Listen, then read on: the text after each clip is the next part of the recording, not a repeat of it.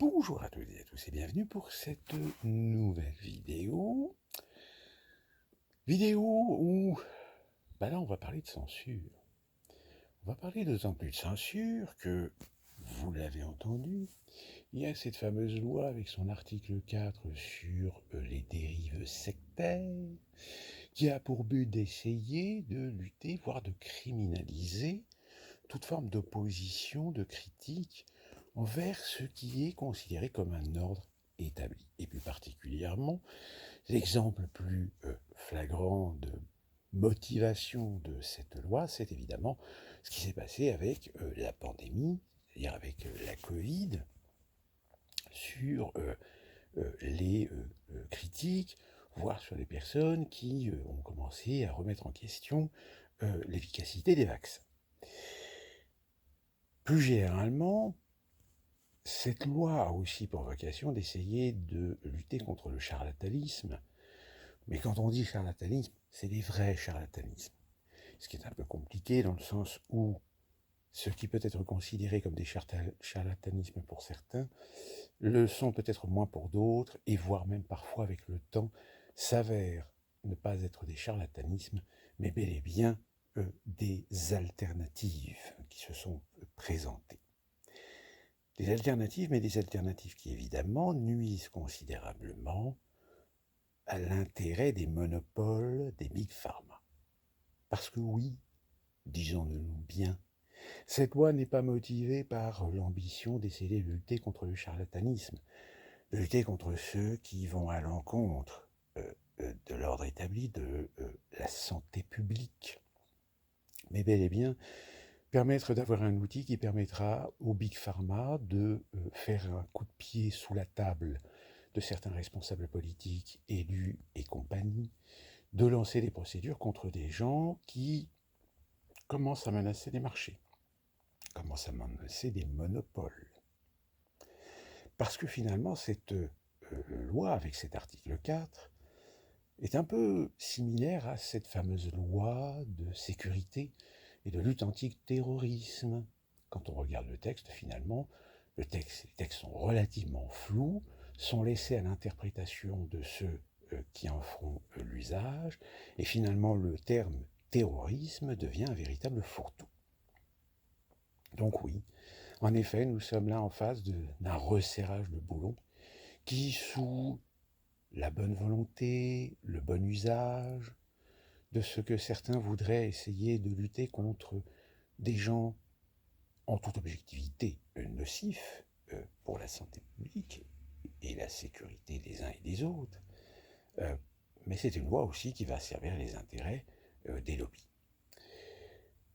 Autre cas de censure, alors là, celui-ci est formidable, c'est celui lancé par l'association Reporters sans frontières auprès de l'ARCOM.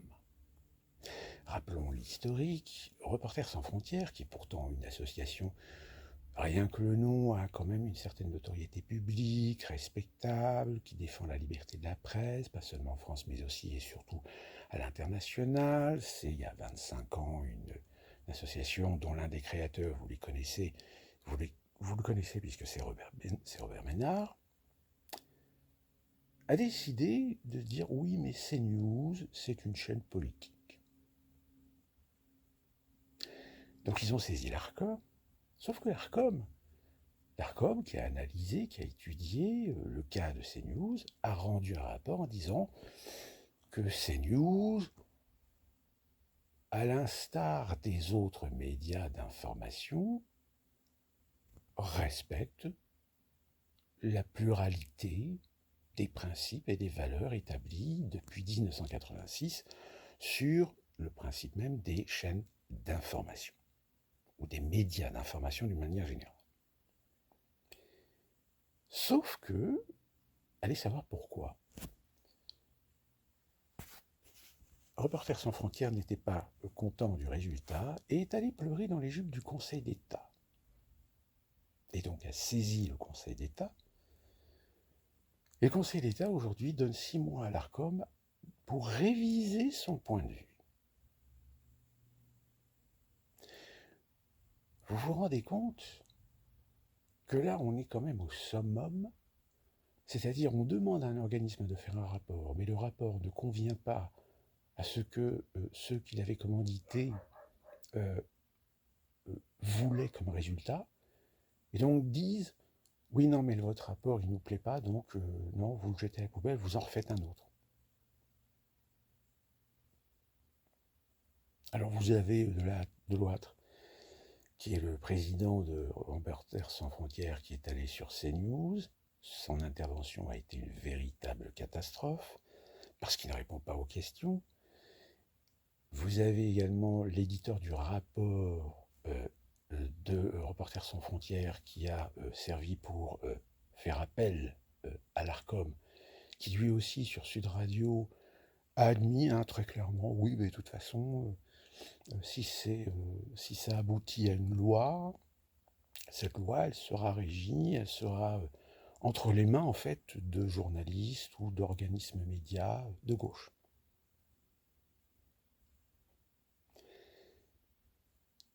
Alors on comprend la réaction de Robert Ménard, qui trouve ça absurde, qui trouve ça incohérent, qui trouve ça honteux. C'est-à-dire qu'en réalité, certaines personnes qui détestent CNews, certaines personnes qui trouvent CNews comme étant un poil à gratter, un caillou dans le pied, ont certainement fait pression sur Reporters sans frontières pour aller vers l'ARCOM. Comme ça, il y a une certaine vertu, une certaine protection d'image. Qui va aller critiquer Reporters sans frontières pour ses idées politiques alors qu'elle n'en a pas, alors que logiquement elle ne devrait pas en avoir. Donc c'est bien, oui, c'est un truc commandité.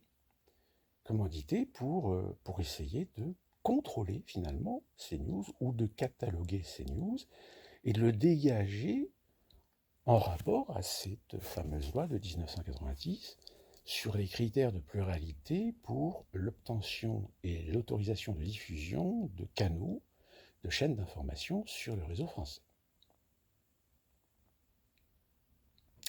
Sauf que le problème, c'est qu'à l'allure où ça va, l'ARCOM a répondu. Je rappelle, le Conseil d'État oblige l'ARCOM à revoir ou à réviser son rapport d'ici 6 mois, et l'ARCOM a tout simplement répondu, dit oui, si vous voulez, on peut le faire, mais en revanche, réfléchissez bien parce que ce que nous donnerons en résultat, si vous vous en servez pour, à un moment donné, faire une loi ou créer une commission de je ne sais quoi, etc., le problème, c'est que ça devra s'appliquer à tout le monde. Et pas qu'à CNews. Parce que si vous faites ça uniquement pour attaquer CNews, là, dans ce cas-là, c'est de la censure. Là, on est directement en plein dans le mini-verre de George Orwell. Donc si vous créez une commission, une loi, vous pourrez vous en servir contre CNews, si ça vous amuse. Mais en revanche, votre fameuse pluralité sur laquelle vous vous reposez contre CNews, eh bien, va falloir l'appliquer aux autres chaînes de télévision, aussi bien privées que de services publics. Et là, évidemment, ça coince. Et enfin, pour terminer, ce qui vient de se passer récemment, vous connaissez cette application qui s'appelle Telegram. Et récemment, sur Telegram, plusieurs canaux ont été bloqués en France.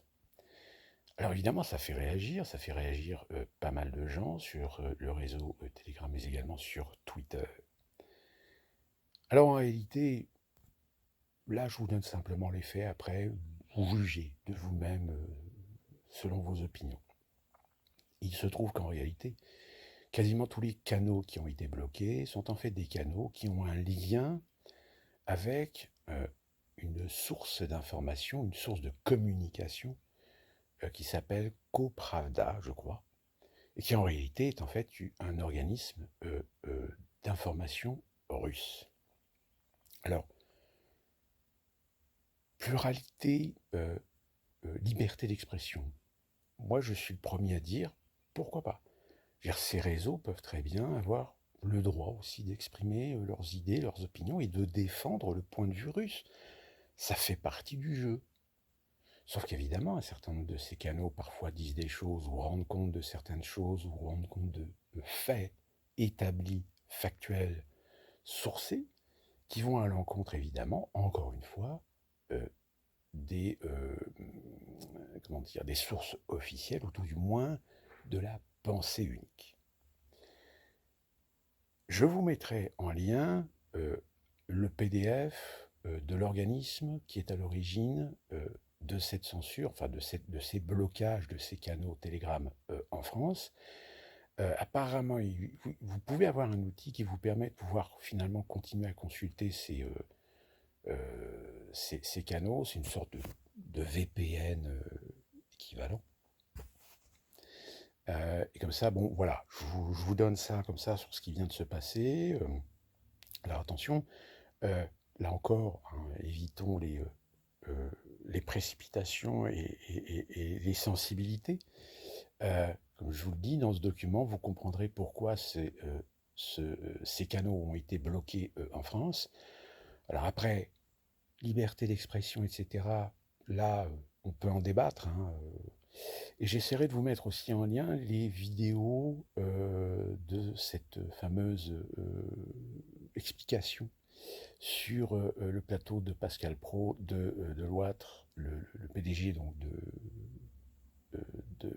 Reporters sans frontières.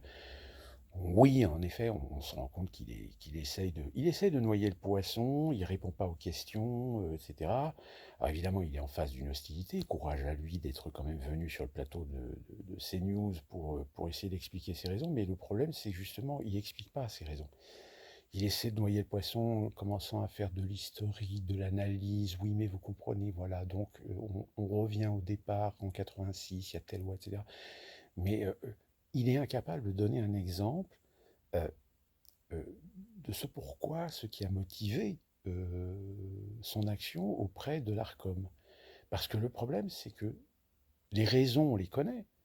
Sauf que c'est les raisons qu'il a à l'encontre de CNews. N'importe qui pourrait avoir les mêmes raisons contre France Télévisions, contre BFM, pardon, contre LCI. Donc, c'est pour ça que ça devient comique. Mais voilà trois exemples où on sent bien que les gardiens de la pensée unique aujourd'hui sont en panique. Surtout le fait d'utiliser, comme je vous le dis, Reporters sans frontières, ce qui est ridicule. Enfin, affaire à suivre, parce que ça devient vraiment passionnant, très intéressant. Et nous, on se retrouve très prochainement pour une nouvelle vidéo.